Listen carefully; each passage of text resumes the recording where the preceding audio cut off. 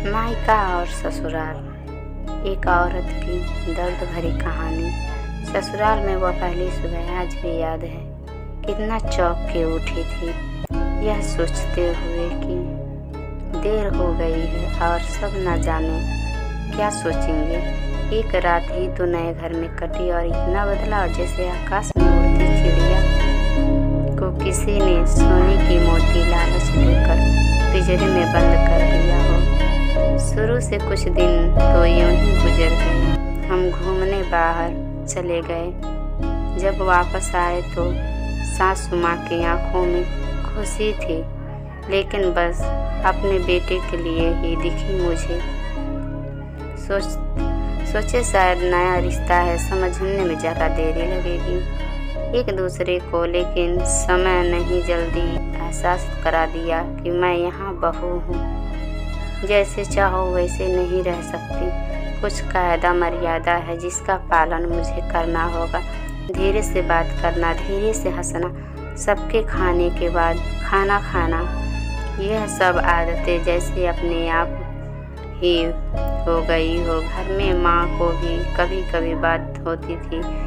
धीरे धीरे पीहर की याद सताने लगी। ससुराल में पूछे तो कहा गया अभी नहीं, कुछ दिन बाद। जिस पति ने कुछ दिन पहले मेरे माता पिता से यह कहा था पास ही तो है, आ जाएगी, उनके भी सुर बदले हुए थे। अब धीरे धीरे समझ में आ रहा था कि शादी कोई खेल नहीं, इसमें सिर्फ घर नहीं बदलता बल्कि पूरा जीवन बदलता है। आप कभी भी उठ के अपने पीहर नहीं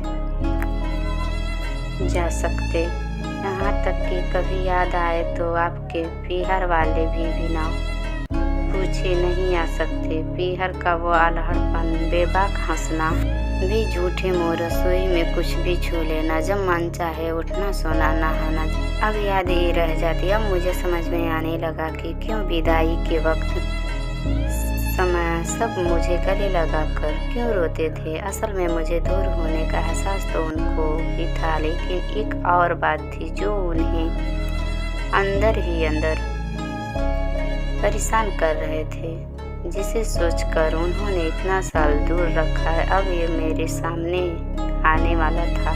पापा का वो झूठ कि मैं बेटी नहीं बेटा हूँ, अब और दिन नहीं छुप पाएगा। उनकी सबसे बड़ी चिंता ये थी कि अब उनका बेटा, जिसको मैं कभी बेटी होने का एहसास नहीं किया, जीवन के इतने बड़े सच का कैसे स्वीकार करेगी। माँ को चिंता थी कि उनकी बेटी कभी एक गिलास पानी नहीं उठाई, इतने बड़े परिवार का जिम्मेदारी कैसे उठाएगी। सब इस विदाई में और मेरे पराये होने का मर्म जानते थे सिवाय मेरे, इसलिए सब ऐसे रो रहे थे जैसे मैं डोली में नहीं अर्थी में जा रही हूँ। आज मुझे समझ आया कि उनका रोना गलत नहीं था। हमारे समाज का नियम ही यह है कि एक बार बेटी की डोली में विदा हुई तो फिर वो बस मेहमान ही रह जाती है